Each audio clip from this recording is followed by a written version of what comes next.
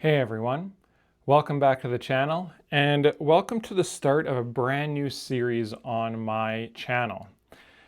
This is going to focus on building one of my 3D printers from the very beginning to the very end, and I'm going to try to do steps along the way, multiple episodes showing off wiring, clipper, planning the build, that kind of thing. So I want to kick off this first episode kind of talking about what 3D printer we're going to be building. And I'd like some feedback from all of you on how you would like me to do this. Would you like me to do a live stream first, and then once the live stream airs, I'll take that live stream and I'll compile a episode on it so that you kind of have both avenues. The live stream has the advantage of I can interact with all of you right away as I'm building, as I'm planning the build out, that kind of thing. And then I can still do a YouTube video after, kind of showcasing what we did and go through tips and tricks and stuff like that. So speaking of builds, I'm very close to being able to print on my ball screw printer. So if you're interested in seeing its very first print, definitely check out my Patreon and join my Patreon. Any paid tier will get early access to the video. I'm not too sure when I'm going to be posting that on YouTube, but I'm hoping within the next week the ball screw printer will be actually printing. So if you do want an early look at it printing, check out my Patreon in the description below. As well as make sure you're subscribed and make sure you hit that notification bell so you don't miss future episodes on builds like this, tutorials, things like that. So firstly, I would really like to just a big thanks to LDO. They've supported my channel for a very long time. They make a lot of kits for my 3D printers. They supply me with parts here and there and things like that. So just huge shout out to Jason at LDO for just really helping me out. He actually sent me this special like Rook 2020 frame like a long time ago. And I never ended up building anything with it. And I seen it the other day and I'm just like, that would be a great series on kind of doing a start to finish build with the Rook 2020. And of course, this is a beautiful anodized green frame. Like really, really, really nice, typical high quality LDO extrusion. I think I want to drill and tap this for blind joints. I think. Again, leave any comments or suggestions down below. But I need all of your help on a color choice. What printed colors would you like to see with this green frame? I'd like to do something a little bit unique. I don't want red. I don't want a Christmas theme. But kind of think outside of the box. Post some color choices down below. I might even do a poll on my channel on colors once I kind of get a little bit of comments going and things like that. So yeah, I have this Rook 2020 frame that's been in a box for years. I really want to do a build on it, and I think it'll be really fun to check out. So, so that's what we're building. So the very first thing that we're going to be doing here is we're going to try to plan out my build, and I want to do episode 1 as a starting off point for beginners, for anyone who wants to build my 3D printers.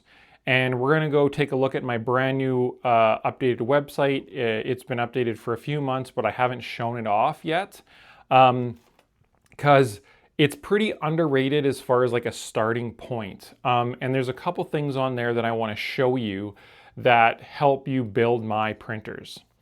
Before we go ahead and take a look at that site, I'd really like to thank my sponsor, PCBWay. They really helped me a lot with building printers like this, getting, helping me pay for the components and things like that. So really big thanks to PCBWay for sponsoring this video. Right now, it's PCBWay's 12th anniversary. The cool part is, if you order any PCBs with the special color masks of matte black, purple, or pink, the color fee is completely on PCBWay. So it's a really cool time to buy those colorful PCBs. There's also some great discounts on 3D printing. PCBWay has a great 3D printing service. They do sheet metal fabrication and also injection molding.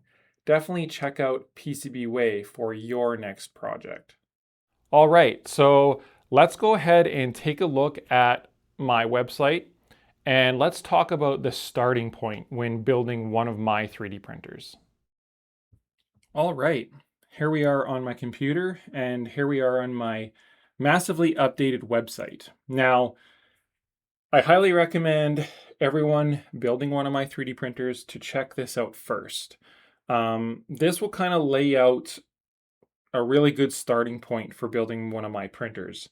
And there's some things here that are very useful that will help you out. So I have updated most of my 3D printers onto my website here. So I think the only thing that's missing is Simple Core, which I need to add here. And again, these are 3D printers that are popular and active. So you can see I've got all the Rooks on here, of course. The brand new Rook MK2 is on here. We have our Rook 2020, which we're going to be building, the Mark II version. Cappy's on here, Delta Flyer's on here. Min is also not on here, so my little tiny Delta is not on here. So Simple Core and Min are most likely going to be added here shortly. So this is a great resource to go to for a little bit cleaner way to find out where you should go, find out where the manuals are and that type of thing. So you can see any printer that has a manual, you'll see this little manual button down here. If you click on that, it takes you right to the manual. Very easy to use, really great starting point. So like I say, there's a manual button for any 3D printer that has a manual. And again, even if we are building a Rook 2020, there's still some really great information in the Rook manual and even in like Cappy and the Delta Flyer manual, because a lot of these assembly principles still apply to those as well. There is no manual for the Rook 2020. It's a very standard CoreXY 3D printer, and it's based upon the Rook Mark I anyways. So you can use this manual to help you out with the Rook 2020 version. The intent was the Rook 2020 is literally just a 2020 extrusion version of the Rook with a couple upgrades here and there, especially with the Mark II version. So one very overlooked thing I see a lot of people miss out on is the 3D view. Now, this is a Onshape link that will give you a 3D view of the printer. This is massively helpful when building one of my 3D printers. And a huge shout out to Canrog on my Discord for helping me with these. I'm not a huge fan of Onshape as far as its use. I've just gotten so used to Fusion 360, but Canrog has been a huge help in uploading my step file into Onshape, adding screws and hardware and all that kind of thing, and making it much easier for all of you. You do not need an account.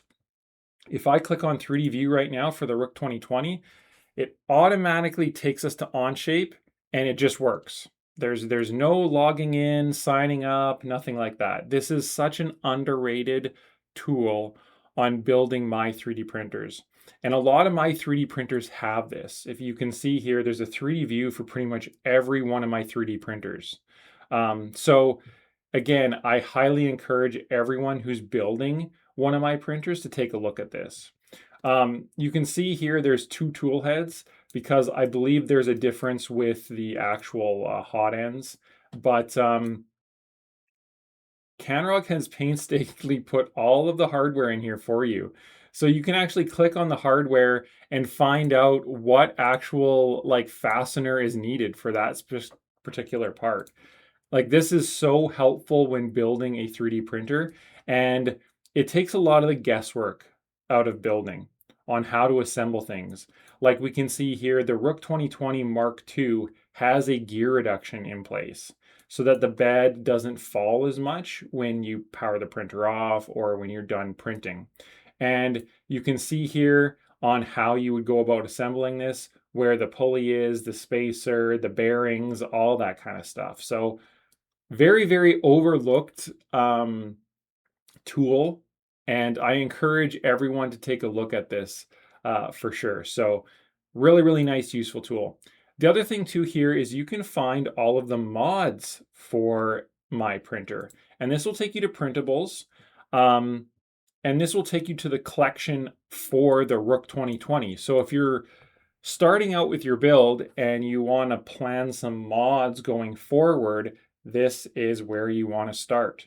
Now, for a beginner, I would suggest maybe just building the Rook 2020 as intended. It'll make it a little bit less complicated, and then you can always add mods later. But you can see here, there's quite a few mods. There's 77 models for the Rook 2020. And there's all sorts of different mods here and there. So it's really cool to just go through this and see what's available and take a look at maybe some updates that you want to put into your build and customize it, because that's the fun point with building a DIY 3D printer, is making your own, customizing it, that type of thing. I think everyone knows by now DIY 3D printers are more expensive than a printer off the shelf, but you get the satisfaction of building, you know how to repair it, and you can make it your own. So there's, different gear reductions on here, different tool heads, gantries, all sorts of different stuff. So it's really cool to just go through and see if maybe there's a unique mod that you want to try out. These are mods submitted by the community, so do your diligence and take a look at them. You can see Canrock has quite a few mods on here as well, of course. And these are two very powerful tools in building my 3D printers. You can, of course, also go to the files directly from my website. It takes you right to the Rook 2020 Mark II. And then we also have the bill of materials here as well. So it'll take you right to the bill of materials on what you need to buy for building your 3D printer. So one thing I suggest also, and generally how I go about building a 3D printer, is I always start from the bottom once I have the frame assembled. So once my frame is assembled, I then go ahead and I print out the feet, I print out the skirts, and I assemble it. I'll then print out the plates, start assembling it, that type of thing. I like to build from the bottom going up.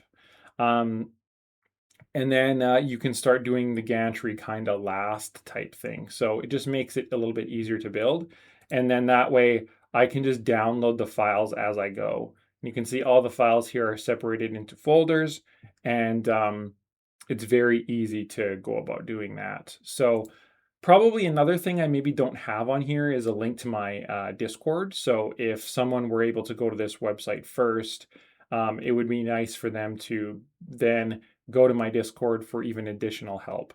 My Discord is super, super friendly for everyone who's getting into DIY 3D printers. We'll have all sorts of fun categories on there as well, and I highly encourage people to check that out also. I also have some clipper tips on my website as well. So I try to add as much on here as I can, things that I always forget and use all the time. So for instance, PID tuning my hot end, PID tuning the bed, stepper buzz, making sure the motors are moving, that type of thing. I have the calibration guides here. The Ellis tuning guide is kind of the default tuning guide for any 3D printer. Lots and lots of information here on how to get started. And then I have the starting G code for my 3D printers. So you would put this in your Orca slicer so that the printer is able to, or the slicer is able to slice the file. And when you send it to the printer, it functions normally. I also have a clipper calculator on here to calculate the rotation distance of your extruder. So when you build a 3D printer, you do need to calibrate your extruder. You can put in a base value that you find out online, but every 3D printer is slightly different. So you always want to do your rotation distance calculation for your extruder. And this makes it super easy on how to actually calibrate. So you can actually mark it, all that kind of stuff. There are videos online to show you how to do this, and then you can use my calculator. So this is kind of where I wanted episode 1 to be, is the beginnings of building a 3D printer. And one of the biggest things I see people overlook is this 3D view. So very, very important to show that off. Also, something I want to put out there as well, I have my own calibration cube. So I see a lot of people a lot of times build or use different calibration cubes when they first build my 3D printer, especially on serials and things like that. It's not a big deal. I just want to make sure everyone knows, if you go on printables and you search Rolohaun calibration cube, you will find my calibration cube. So thanks everyone for watching. I am going to be making this into a playlist, but I would really like all your feedback on, do you want to just see episodes strictly on YouTube like this, or do you want to see a live stream first, especially when we get into building, and then an YouTube episode after the live stream? Thanks everyone for watching, and I'll catch you all on my Discord.